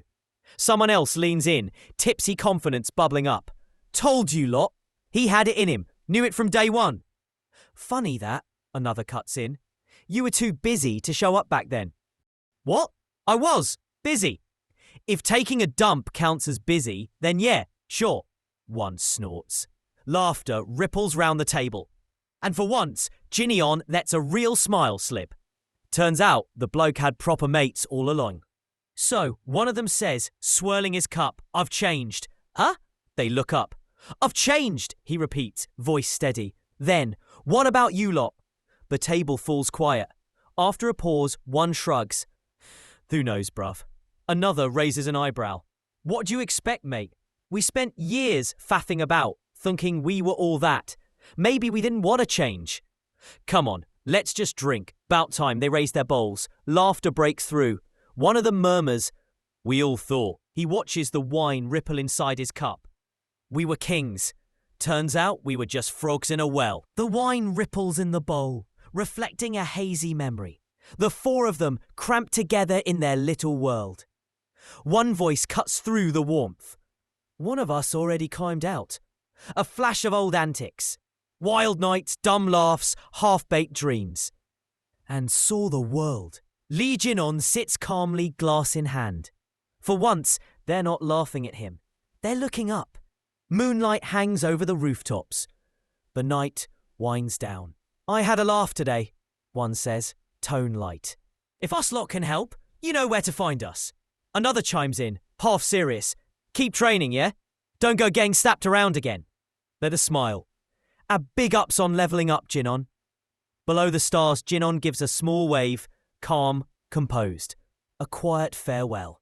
The lot wave their goodbyes, head him off into the night with easy chatter. One mutters, almost to himself, mad, innit?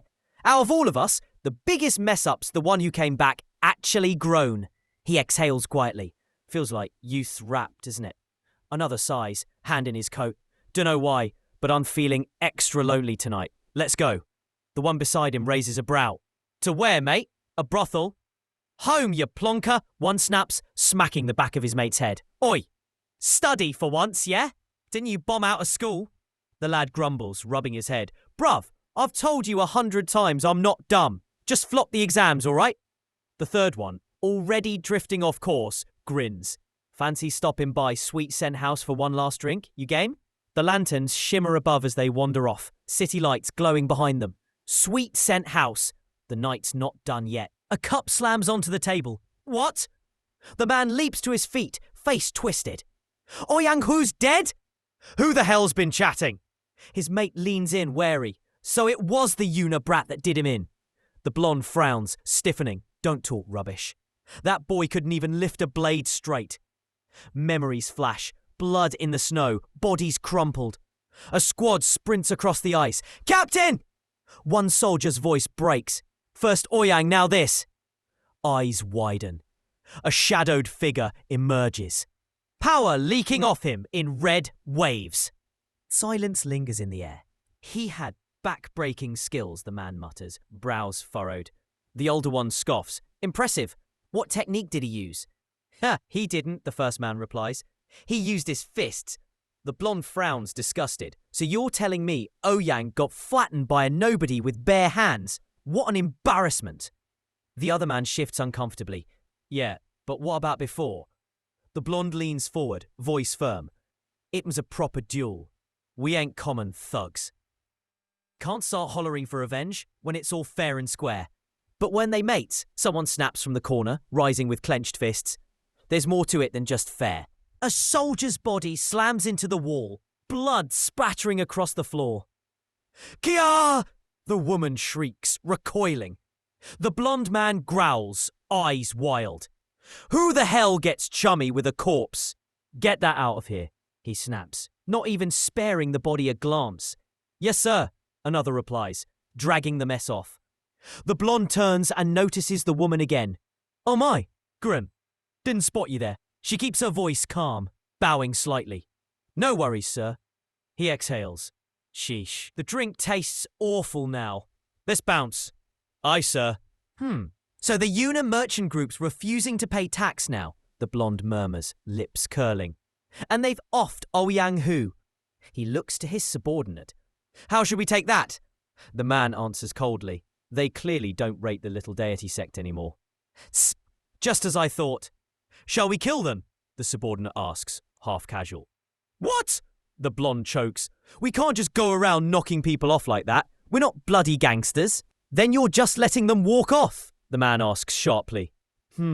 Elsewhere, one of the mates sighs. Even after seeing our friend pull his life together, we're still sat here like plonkers. We properly hopeless, the woman mutters, half laughing. Ah well, he only wants one drink, the other replies with a shrug. It's not much, but it's a start. Who knows? But, the man murmurs, glancing sideways. As they walk through the glowing corridor, he smirks. I do fancy getting my hands on the Una merchant group's coin. The Una group? The other repeats. That geezer Lee Seol Min, Blake's a shrewd old fox. Word is, he's rolling in more gold than he lets on. Then, with a calculating grin, makes you think, doesn't it? What's a young heir like that truly worth? The lad freezes, breath catching, eyes wide. Down the path, the long-haired man leans against the wall, cup in hand. So, he says with a lazy smirk, you came running back to me? The breathless man pants, barely upright. Puff, yeah. The long-haired one sighs, sipping calmly. Bit mad, innit? You really legged it all the way back just to say that. The lad, dead serious, cuts in. They're not going to wait.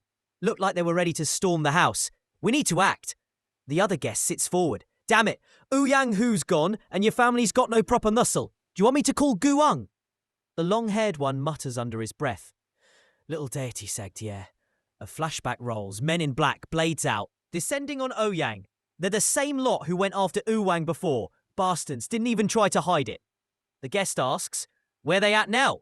Probably holed up in their den, comes the reply. Without warning, the long-haired lad gets up and storms off. Wait, oi, where are you off to? He tosses a black cloak at the other man. Put that on. The clueless one looks around, baffled. Oi, what is this place? Where even are we? The long-haired one stays unfazed. God Squad's warehouse. Get dressed, yeah? We need to wrap this before breakfast. Still shook, the lad stammers. You know where the little deity sect's base is, right? Obviously. And we go in there? Just us two? Yep. He starts to panic. Wait, what? There's only two of us, and you're dragging us into their actual turf. You don't even know what they're scheming. The long-haired one simply tightens his mask. Don't need to. That's why we're heading in now. The other swallows hard. But the masked one locks eyes with him. Oi, Murim Alliance hopeful. Lead the way. The other swallows his nerves, gripping the blade at his waist with a stiff nod. No words, just quiet dread. The petals drift softly over the little deity sex base, tranquil, but only on the surface. For a distance, guards in yellow robes patrol the courtyard in tight formation. The informant mutters nervously, there's guards everywhere. Yeah, this is definitely the place. They slip behind cover. The lad hesitates. Oi, we're seriously going in. I'm not backing you up, yeah? The masked one casually straps his gloves tighter. Obviously, your part's done. The lad's baffled. Wait, so you just needed me to point it out? He stares, jaw slack as the masked one nods coolly. The younger one, peers toward the heavily guarded base. Place is crawling. How are we meant to sneak in? Got some grand plan or what? The masked man pauses, arms folded, eyeing the situation. For today. In a flash, he lunges straight in. No stealth, no hesitation. Fist smashing through the nearest guard with a brutal strike. The petals whirl around him as he grins beneath the mask. Let's do it like I did in my past life. Dan Wusong never once backed down from a fight. Not as a kid. Not even when he was a little street punk scrapping in back alleys. Nor when he got dragged into death matches in that twisted future world. Even when he clawed his way to the top, a bare-fisted king of underground brawlers, he never flinched. Now, same story. He crashes through the gate, cracking a guard's stance open like glass. The others freeze, tension thick, eyes wide, as Wusong steps through the smoke. Unbothered, fists raised. Gan Wusong, the bloke's always been wired for scraps. Fighting's in his blood, plain and simple. He blitzes through the guards like they're cones at a training ground. They're still processing what just hit them when he pipes up, "Where's your sect leader?" One lad tries to front with attitude, starts mouthing off about titles and hierarchy. Wusong doesn't wait. One clean hit to the gut shuts him right up. The rest of the guards, they freeze up, mouths open. No one's keen to be the next example. A guard charges in, roaring, "You bastard!" Dan decks him mid-air, doesn't even blink. Do you lot only talk tough when you've got numbers behind you? Inside, the commotion starts drawing attention. An elder steps out with his aide and asks, "What's all this racket?" He clocks Dan, curious. "And who might you be, lad?" Dan steps forward, calm as ever. "An assassin." The elder frowns, testing him. "You with the Marim Alliance's watchdog unit?" Dan just shrugs.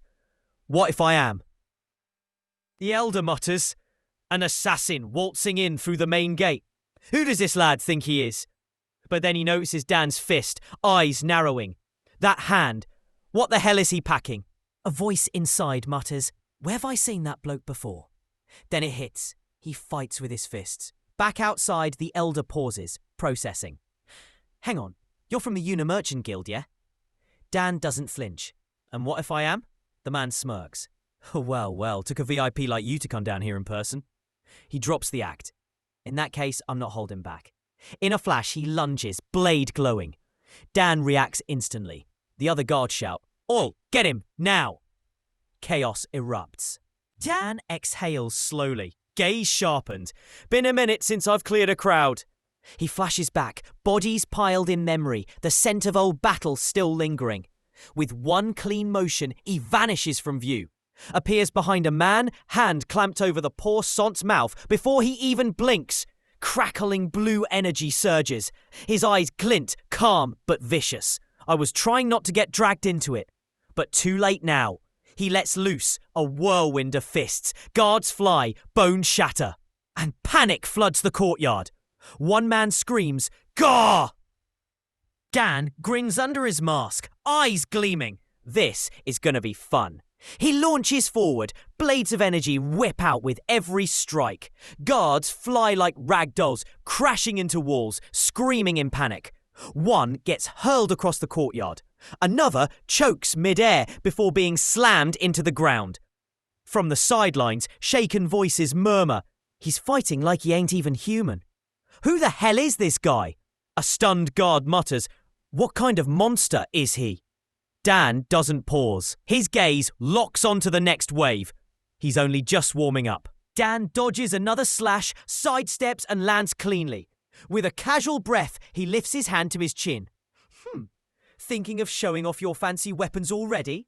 The man across from him smirks, pulling out a sleek crossbow. "I don't usually waste the pricey stuff, but for you?" A red glow flickers in his eyes. "I'll make an exception."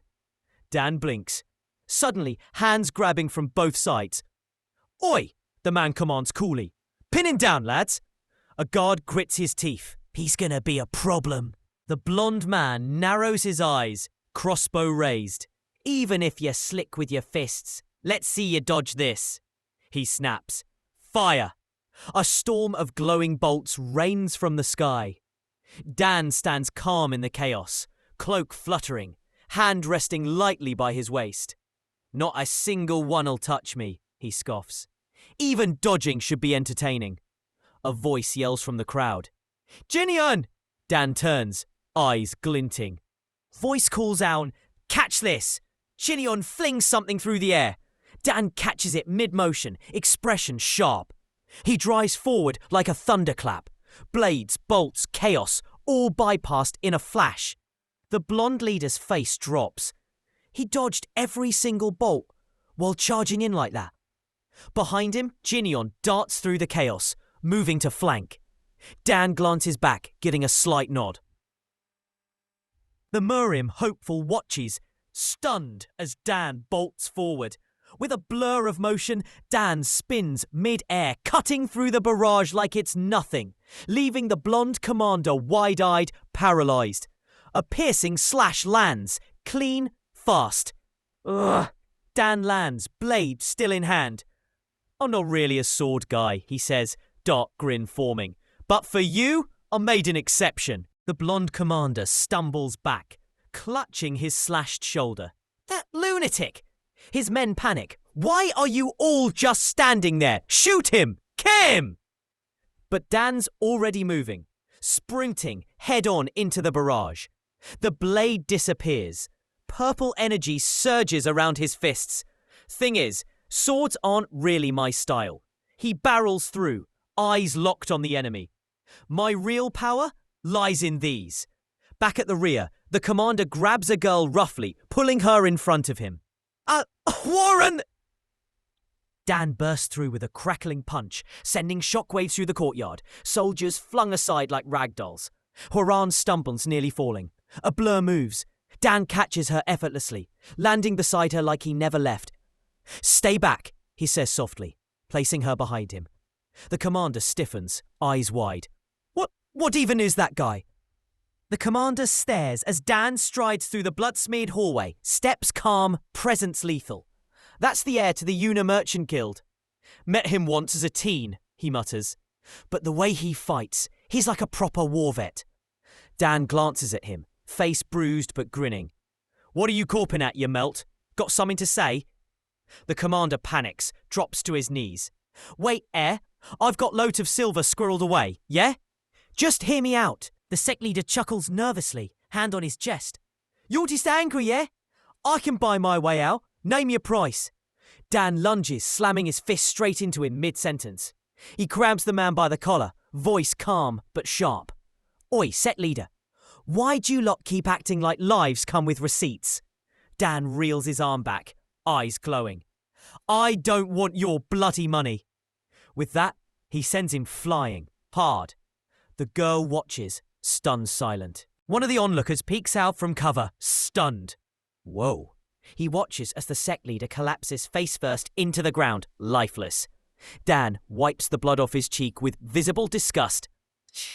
Filthy. Meanwhile, outside, the backup team stares at the blazing estate from afar. What the hell just happened? I can't see a damn thing. A bright, peaceful morning sky hangs above the palace as Jinyeon and his group make their way out in silence. One of the masked guards speaks up awkwardly. Jinyeon, you remember that lass, yeah? The one who insisted we let her tag along last night?" Jinyeon responds, "Right then, she's yours to deal with." As they try to walk off, the blue-haired girl calls out cheerily, "Excuse me." She steps in front of the second guard with a grin. "You're the young Master Sing Baek, right?" The masked man stiffens. The girl smiles slyly. "How'd I know? I've seen you knock back more than a few drinks. But more than that, only someone with your stance and steps could peel off that sword form so cleanly." Samagek lowers his guard slightly. "I see." She bows politely. "Thank you for your help yesterday. Both me and Prince Yo really appreciate it." He brushes it off. "I didn't do anything worth fussing over." She grins cheekily. "You've really changed, young master." He pauses, then lets out a faint smile. "Yeah, I needed to change too." He smiles faintly. "My mates changed that much after all." Morning arrives with a spread fit for royalty, steamed buns, roasted meat, seasoned veg, and sizzling broth. The twins eye the food suspiciously but remain quiet. Jin-en enters casually. Eat well. They nod obediently. Yes, sir. Jin-en adds without pause. If you're hungry, don't hold back, just eat. The two look at each other, startled. One grins in disbelief. This treatment, he's something else. The other mumbles. Chewing quickly. Is 7 meal a day is okay too? Jinian nods calmly. Of course. One of the twins blurts out, confused. Hang on. Your wound? Didn't it close up already last night? Jinian pauses. More or less. As he eats, his thoughts drift. Even if it was unexpected, for a gash like that to seal overnight. That never happened before, not in my past life. His eyes narrow. If I'm going to accept this new body's power, I need to understand what's behind it. This isn't just some lucky break. There's more going on underneath. A servant approaches and bows slightly. Young master, a delivery has arrived for you. Jinion glances up. For me? A neatly wrapped parcel lies on the table, adorned with red and yellowed flowers. He frowns softly. I didn't expect anything. Unfolding the note, he reads aloud. Hey, Jinion, it's me, Per Young. A small doodle of Young grinning, holding up a peace sign, decorates the corner of the note. After we split up, I stopped by a place just past the bridge and left this for you. That's what you call fair providence, huh? Jinion smiles faintly. A weird way of showing affection, that one. He continues reading. Honestly, I also came to deliver something your father asked me to drop off yesterday, but I spaced out and forgot to hand it over. Jinion's expression tightens slightly. My father? He pulls out a black, lacquered box from the parcel. The note reads, I'll leave it with you on my way home. Once you're stronger, pay back our secret agency debt, all right then? Opening the lid reveals a small pile of radiant red herbs. This is century root, he murmurs. He inspects it further, amused. Looks like it's been aged at least 400, maybe 500 years. If I'm lucky. I could push the Three Lives King to shift me into the fifth realm. He eyes the second box. And this other one? Another note is tucked inside, scrawled hastily. Lee Soapmin, the long-standing trust you've shown me, and one I honour from our long-standing friendship. Taeho Trading Company. He raises a brow. Taeho Trading, one of the wealthiest firms in all the 10 realms. Doesn't exactly hand out favours without a price. I didn't expect this. My old man really went all out. He opens the box and stiffens. This is pure Voidstone milk. Only a handful of things even come close to its value. 1,000 barrier fruit, iron dust flower, and the celestial flame ginseng. Each one is rare, guarded, and basically impossible to get without offering your soul or a small country. Even in my past life, I only ever managed to nab a few drops. He tightens his grip. How's a merchant, no matter how rich, meant to get his hands on this sort of thing? Myungbo, Jindo, take one each. I've got to circulate it in my body soon. They blink, confused. What is this, sir? It's good for you. Builds up your core, so don't lose it. It's rare. Jinon walks over and grabs something off the table. The merchant chief sealed up files of high-quality stuff just for you lot. The two stare in awe as the golden contents sparkle in their hands. He lets out a faint breath, eyes half-lidded. Money really is a scary thing. 1 hour later, Courtyard 2 secluded. He sits cross-legged, cloaked in crackling blue aura. Calm, but focused. It's bitter, no smell, pretty uninspiring, really. His brows furrow as the energy thickens. Just like martial arts, grim taste, no fragrance, and at first, nothing to show for it. The energy pulses louder, sharper, but it builds, quietly, painfully. He looks down at the swirl of light blooming in his palms. It's heating up. If I'd gone at this without prep, it would have torn me apart. His hand tightens slightly around the energy sphere. Good thing I started training beforehand. He grits his teeth, eyes glowing sharp. Gah! The blue flame surges through his veins. This pain, it's like my insides are on fire. He clenches the energy orb harder. The more I try to hold it down, the more it lashes out. He draws in a breath, refocuses. In that case, a fresh burst of power erupts from within. I'll push even harder. The surge explodes outward. Lightning light cracks in the air.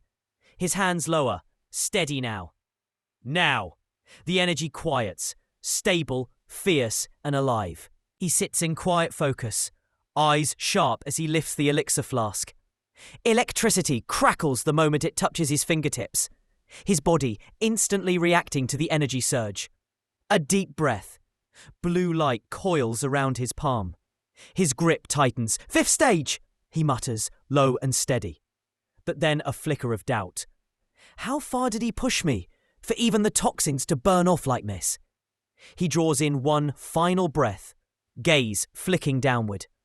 "Farewell, remnants of Jinneon," he says, almost like a quiet send-off.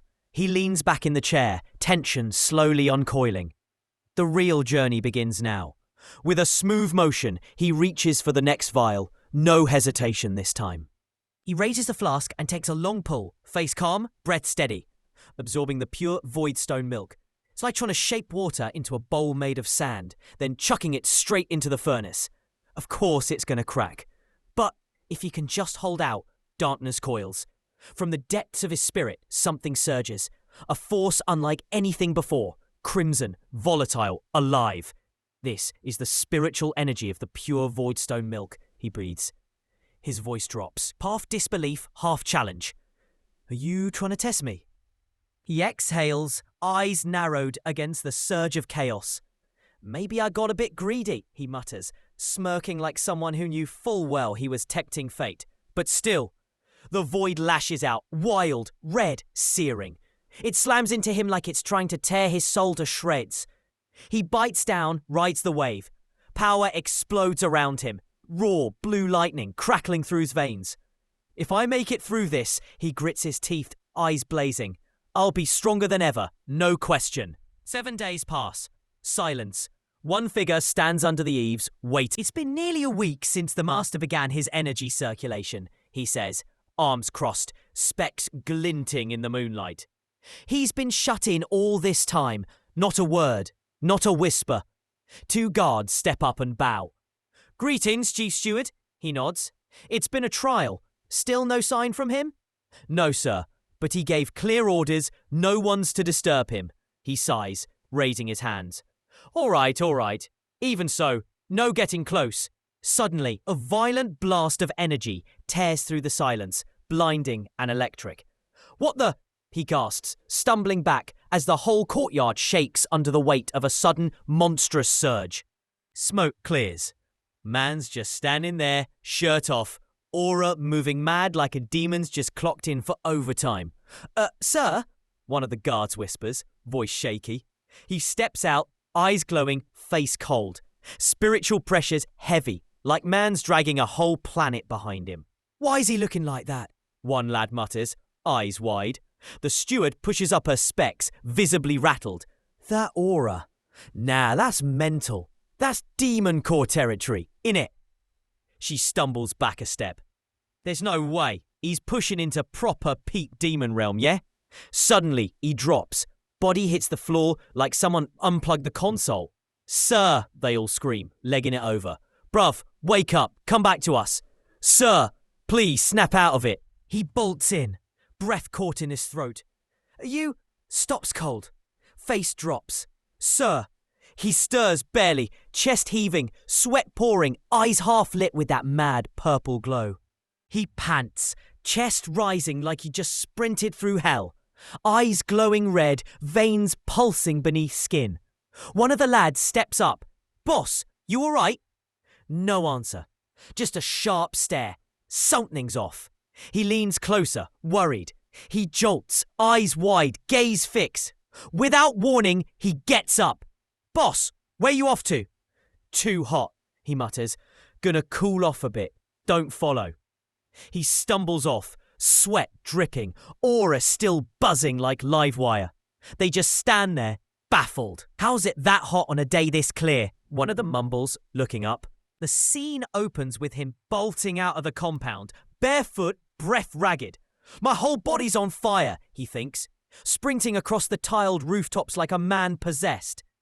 His stride is wild, unstable, like even gravity struggling to hold him down.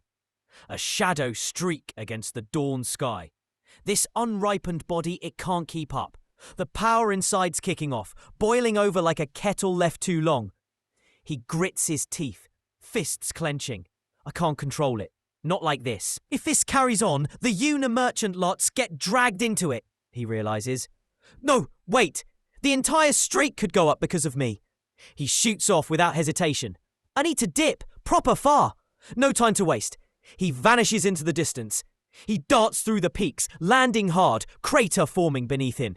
The force echoes out, ground trembling. He steadies himself, exhaling sharply. That'll do. His hand trembles, blue lightning crackling up his arm. He drops to one knee, jaw tight. Tch, can't hold it. His eyes flash electric blue. If I can't control it, then I'll let it rip. He screams. Lightning bursts out, tearing through the ground. Wind warps, stones rise, the air vibrates. From a distance, a man stands firm as the shockwave slams him. Huh, he mutters, robe fluttering. Behind him, someone stumbles back, shaken. This is the first time I've seen lightning strike from the ground. Rain spatters around him, mist curling off the cracked ground where lightning still flickers. He stares at his hand, sparks still crawling across the skin. His breath tightens. 6. The word lingers as he straightens up, eyes narrowing. No, if I can perceive that much energy. He rolls his shoulders back. Lightning erupts again, racing across his limbs. White lightning. Phase 8. Rain pours as he strolls into the city, soaked and shirtless, his clothes ripped from the earlier surge. Passers-by freeze, eyes wide. One woman gasps, shielding her face with a fan. Blimey, that bloke's proper fit. He walks on, barely acknowledging the stares. Should have at least nicked a cloak, he thinks, brushing wet strands from his face. Inside a shop, he scans the rack and picks out a robe. I'll take this one, he says, voice calm. How much is it? The merchant blinks, then bows. Oh, no charge, sir. The shopkeeper shakes his head. Oi, I can't charge you. He leans in, voice sincere. Since you battered those Yang lot and the little sect prats, things have been calm round here. No more thugs hassling people. He gestures behind him, his kids peeking from the back room. I can finally bring them out proper, without worry. Let me do this, yeah? As the man stands stunned, one of the girls offers up an umbrella. It's still chucking it down. Take this too. He looks at them, silent, shoulders easing just a little. He softens, lips tugging into a rare smile. All right then, I'll take it, cheers. Gripping the umbrella, he steps into the rain, his figure steady beneath the red canopy. Without a word, he lifts a hand, quietly acknowledging the family behind him. Then he walks off through the market. He walks through the street, umbrella in hand, quiet beneath the drizzle. It's calmer now, proper peaceful. His gaze lifts, traders chat, kids run about, normal life carrying on. Back then, I didn't give a toss about what happened after a fight. He recalls a man smiling, voice full of relief. Ever since you laid out that Yang lot and the little deity wankers, this place has quieted down. And he chimes in, grateful. Now I can bring my kids to the market without worry. Their thanks echo faintly as he watches a child laugh, twirling in the rain. He strolls on, umbrella tilted, as warm light spills across the street. Families pass by, huddled under their own covers, chatting without fear. A soft smile tugs at his lips. Yeah, this ain't bad at all. Suddenly, a man's shout cuts through the calm. Move it! He pauses, head turning slightly. Shouts echo down the street. Oi, get that tosser!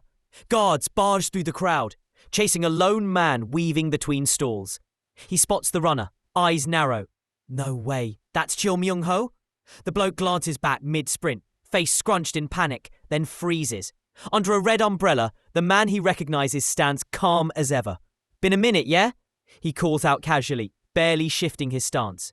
Still chucking it down? A chuckle, then a sigh. You haven't changed a bit. He watches the chaos unfold around him, voice low. While the rain pours in the capital, a different scene unfolds elsewhere.